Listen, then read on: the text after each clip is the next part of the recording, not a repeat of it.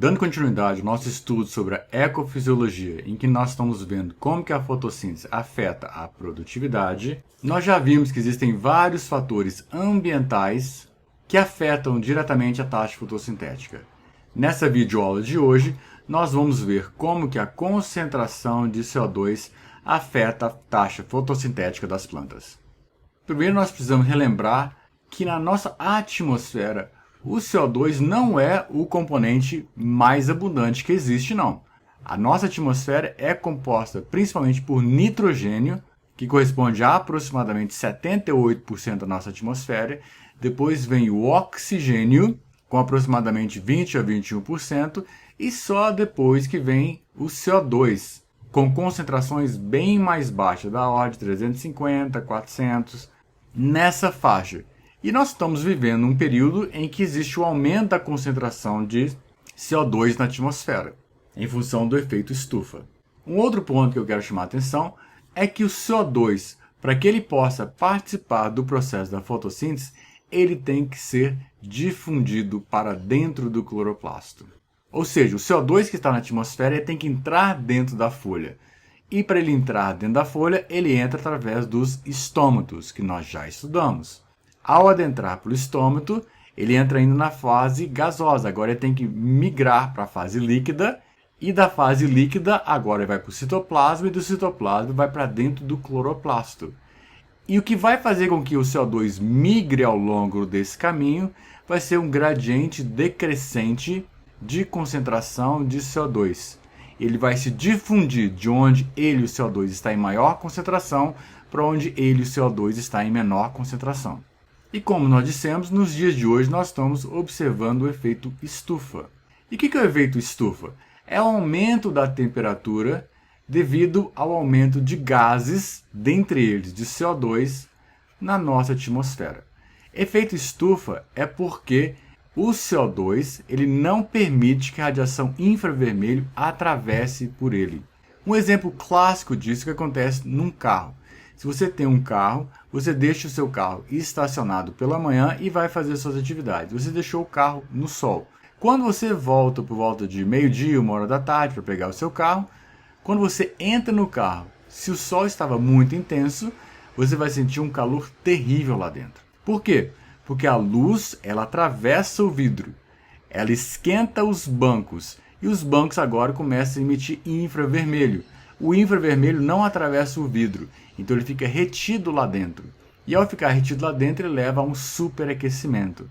A mesma coisa está acontecendo com o nosso planeta. Só que ao invés de ser vidro que está retendo esse calor, são gases que são lançados na atmosfera que são impermeáveis ao infravermelho. A radiação infravermelha emitida pela Terra, dentre eles o próprio CO2. Então esse aumento na concentração de CO2 na atmosfera faz com que esse infravermelho, que é refletido da Terra para o espaço, ele não consiga atravessar a atmosfera e ele volta para a Terra, aumentando a temperatura. Mas se esse é um dos problemas, para as plantas C3, isso não é um problema, isso é um benefício, porque ele aumenta a eficiência fotossintética das plantas C3. Como assim ele aumenta a eficiência fotossintética das plantas C3? Quando a gente fala de fotossíntese, nós temos 3 vias metabólicas de fixação de carbono atmosférico. A via C3, via C4 e as plantas CAN. Todas elas têm na sua essência o ciclo C3 funcionando. E nós estudamos que na fase bioquímica da fotossíntese, nós temos 3 fases distintas. A fase de carboxilação, que é feita pelo rubisco. Depois nós temos a fase de redução, em que há a produção de gliceraldeído 3-fosfato, e depois nós temos a fase de regeneração do aceptor inicial, que é a ribulose 5-bifosfato, RUBP. É o aceptor inicial de carbono do ciclo C3, que é feito pelo rubisco. E nós também já vimos que a rubisco ela tem dupla personalidade, digamos assim. Ela ora funciona como uma carboxilase, ora ela funciona como uma oxigenase. E por que ela faz isso? Porque ela é capaz de ligar o seu sítio reativo, seu sítio ativo, tanto com o CO2 quanto com o oxigênio. Quando ela liga com o CO2, ela faz o ciclo de Calvin, faz a fotossíntese. Quando ela se liga com oxigênio, ela faz a fotorrespiração. Então, quando a gente fala de atmosfera sendo enriquecida de CO2, e o fato da rubisco funcionar como carboxilase ou como oxigenase é um efeito de competição pelo sítio ativo.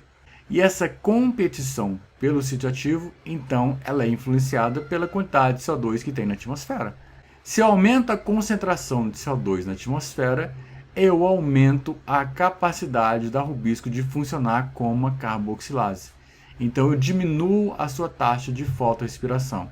E se eu diminuo essa taxa de fotorrespiração, consequentemente, eu aumento a eficiência fotossintética dessas plantas.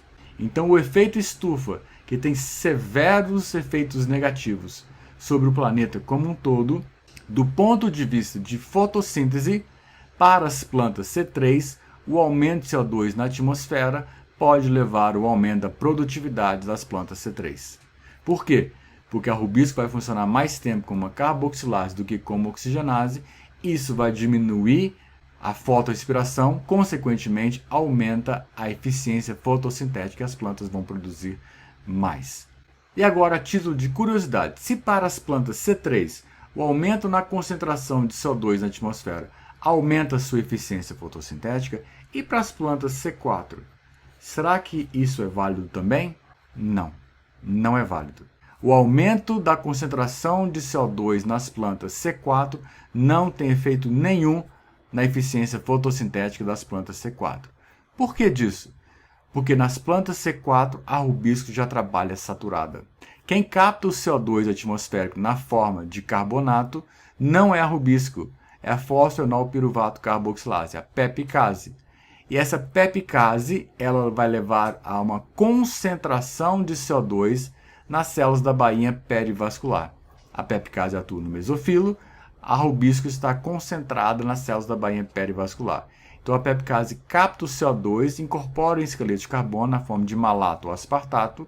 Esse malato ou aspartato é levado para dentro do cloroplasto, onde ele sofre o processo de descarboxilação. E ao descarboxilar, ele aumenta a concentração de CO2 justamente onde a rubisco está funcionando. Então, nesse caso, a rubisco já funciona saturada. O aumento da concentração de CO2 na atmosfera não traz nenhum benefício para as plantas C4. Então, o efeito estufa, em termos de aumento da concentração de CO2 na atmosfera, tem efeitos benéficos para a fotossíntese da planta C3, mas não traz nenhum efeito benéfico para as plantas C4. E da mesma forma como existe ponto de compensação de luz, existe ponto de compensação de CO2. E o que é ponto de compensação de CO2? É a concentração de CO2 na qual a fotossíntese líquida é zero. Da mesma forma, ponto de compensação luminoso é a radiação na qual a fotossíntese líquida é zero. Ponto de compensação de CO2 é a concentração de CO2 na qual a fotossíntese líquida é zero. E quando nós pensamos em limitações de CO2 do ciclo de Calvin, quando eu tenho uma baixa concentração de CO2 no ciclo de Calvin, a parte mais afetada deste ciclo é a carboxilação da rubisco. Por outro lado, quando eu tenho uma alta concentração de CO2 para o ciclo de Calvin, a rubisco funciona que é uma maravilha. A minha limitação passa a ser a regeneração do aceptor inicial, RUBP. Então, dependendo da quantidade de CO2, fases diferentes da via de fixação de carbono é afetado. Como nós já mencionamos, o aumento da concentração de CO2 vai ter efeitos diferentes dependendo da planta. Ela vai beneficiar as plantas C3, porque diminui a taxa de fotorrespiração. Por outro lado, as plantas C4 não vai ter efeito nenhum, porque a rubisco já trabalha de forma saturada. E este gráfico mostra a questão dos pontos de compensação de CO2. Aqui no eixo X, eu tenho a concentração de CO2 no ambiente, e aqui no eixo Y, eu tenho a minha taxa fotossintética. E aqui eu tenho uma planta C3, e aqui eu tenho uma planta C4. Em vermelho, ciclo C3, em preto, uma planta C4. O que é ponto de compensação? É a condição na qual a fotossíntese líquida é zero. Ponto de compensação de luz é a radiação ou a luminosidade na qual a fotossíntese líquida é zero. Ponto de compensação de CO2 é a concentração de CO2 na qual a fotossíntese líquida é zero. E nós podemos observar que as plantas C3 têm um ponto de compensação maior do que as plantas C4. Ou seja, as plantas C4 têm um ponto de compensação de CO2 menor do que as plantas C3. E este gráfico aqui é muito semelhante ao anterior, mostrando agora a concentração intercelular de CO2 no eixo X e aqui mostrando a taxa fotossintética no eixo Y. Aqui em vermelho a planta C3, aqui em preto a planta C4 e mostrando novamente que a planta C3 tem um ponto de compensação de CO2 maior do que uma planta C4. Por que isso acontece? É isso que nós vamos explicar aqui agora. Esse desenho representa uma caixa em que eu tenho dentro dessa caixa planta C3 aqui em verde crescendo junto com a planta C4 aqui em vermelho. E esses pontinhos amarelos são o CO2. E o que é ponto de compensação de CO2? Ponto de compensação de CO2 é a concentração de CO2 na qual a fotossíntese líquida é zero. É sabido que as plantas C4 têm um ponto de compensação de CO2 mais baixo do que uma planta C3. Então, por exemplo, aqui eu tenho uma planta C4 com ponto de compensação de 8 ppm de CO2 e aqui uma planta C3 com ponto de compensação de 20 ppm de CO2. O que vai acontecer? Vamos criar um cenário hipotético para a gente entender. Suponhamos que nós tenhamos lá dentro 1000 moléculas de CO2. E quando a luz começa a incidir, as duas plantas começam a fazer a fotossíntese. A planta C3 faz fotossíntese e a planta C4 faz fotossíntese, e isso faz com que a concentração de CO2 lá dentro caia para 800, por exemplo. A C3 continua fazendo fotossíntese porque ela está acima do seu ponto de compensação de CO2, a planta C4 também, aí cai para 400. Elas continuam fazendo fotossíntese, tem muito CO2 tanto para a planta C3 quanto para a planta C4, cai para 100. E ainda assim, tem bastante CO2 tanto para a planta C3 quanto para a planta C4, cai para 25. Ainda assim, tem CO2 para a planta C3 e para a planta C4. Quando cai para 20, a planta C3 já faz assim. Já não está no meu limite, já não consigo captar mais CO2. A planta C4 faz assim, oba, beleza, está sobrando CO2 para mim. E a planta C3 para a fotossíntese e a planta C4 continua fazendo a fotossíntese. Cai para 10. A planta C3 já parou de fazer a fotossíntese, a planta C4 continua fazendo fotossíntese. Quando cai para 8, agora a planta C4 também para de fazer fotossíntese. Ou seja, neste intervalo aqui, a planta C4 continuou fazendo fotossíntese, enquanto que a planta C3 já tinha parado de fazer a fotossíntese. Como é que isso se traduz do ponto de vista prático, uma planta no campo? Imagine que nós temos um cenário, nós temos uma planta C3 e temos uma planta C4 igual ao nosso cenário aqui.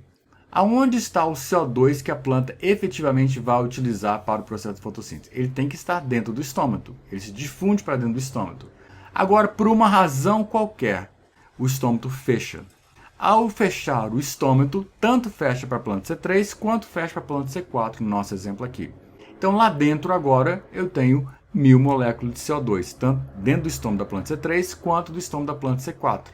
E agora com o estômago fechado, não vai ter mais entrada de CO2, ou seja, vai ser bastante limitada a entrada de CO2, e agora continua em presença de luz a fazer fotossíntese.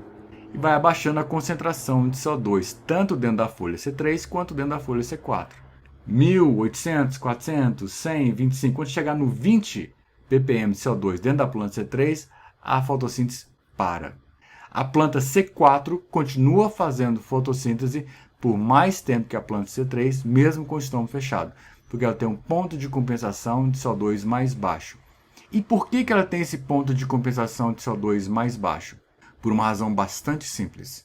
É que no caso das plantas C3, a enzima que vai fazer a captação de CO2 vai ser a rubisco. No caso das plantas C4, a enzima que vai captar o CO2 vai ser a pepcase. E a pepcase tem uma elevadíssima afinidade pelo CO2 na forma de carbonato. Ela consegue continuar pegando o CO2 na forma de carbonato naquele ambiente, enquanto que a rubisco já vai ter parado a sua função. Então, no caso da C3, a rubisco vai parar quando atingir o limite dela.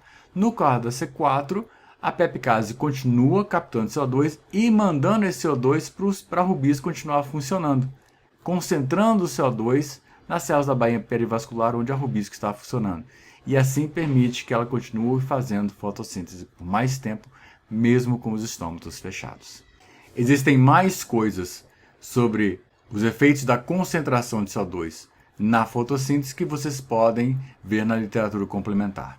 Era isso que nós tínhamos para passar para vocês nessa videoaula e nos vemos na nossa próxima videoaula. Até a próxima!